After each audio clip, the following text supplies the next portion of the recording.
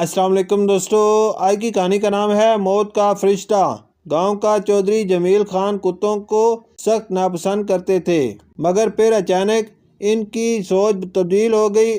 انہیں کتے اچھے لگنے لگے۔ چودھری کے کہنے سے ان کے منشی نے اخباروں میں اچھی نسل کے ایک کتے کی ضرورت کا اشتہار دے دیا۔ جمیل خان کو ایسا کتا درکار تھا جو ہر وقت ان کے ساتھ رہے اور ان کے اشاروں کو سمجھے۔ آخر جمیل خان کو اپنے مطلب کا کتا مل ہی گیا۔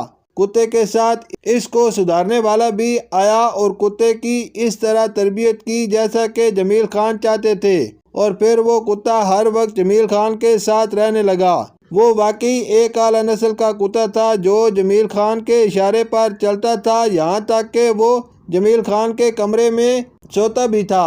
اس کی دیکھ بھال اور حفاظت کے لیے 2 نوکر مقرر تھے۔ کتا اتنے مزے میں تھا کہ بعض لوگ اس کی قسمت پر رشک کرتے ہوئے اپنی اور اس کی قسمت کا موازنہ کرتے تھے۔ جمیل خان اور کتے کی قربت کا کیا راز تھا، کسی کو بھی معلوم نہ تھا اور نہ کبھی جمیل خان نے کسی کو بتایا تھا، مگر ایک دن جانے وہ کس ترنگ میں تھے کہ اس راز سے پردہ اٹھا لیا۔ وہ اپنے خاص مصاحب نواز سے کہہ رہے تھے، موت کا فرشتہ ہر جگہ آ جاتا ہے اور لوگوں کو اس خوبصورت دنیا سے محروم کر کے قبر کے اندھیروں میں دھکیل دیتا ہے، مگر پھر مجھے ایک مذہبی آدمی سے پتہ چلا کہ جہاں کتے ہوتے ہیں وہاں فرشتے نہیں آتے، اس لیے میں اس کتے کو ہر وقت اپنے ساتھ رکھتا ہوں تاکہ موت کا فرشتہ میرے قریب نہ آئے۔ نواز اپنے آقا کی عقل مندی پر اش اش کر اٹھا۔ اسے فخر تھا کہ وہ جمیل خان جیسے ہوشیار آدمی کا خاص مصاحب ہے، مگر جلد اس کی خوش فہمی دور ہو گئی۔ ایک رات جمیل خان کو دل کا دورہ پڑا اور وہ انتقال کر گیا۔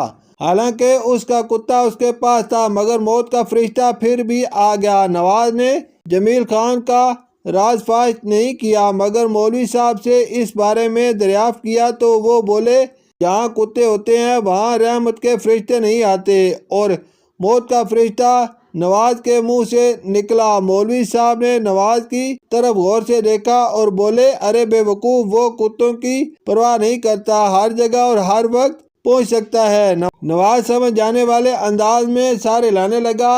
وہ یہ بھی سمجھ گیا تھا کہ اس کا آقا پرلے درجے کا احمق تھا، ورنہ موت کو ٹالنے اور زندگی کو بڑھانے کے لیے نیک کام کرتا، صدقہ خیرات کرتا۔ بے وقوف نے موت کے فرشتے سے مقابلے کے لیے کتے کا سہارا لیا۔ شکریہ۔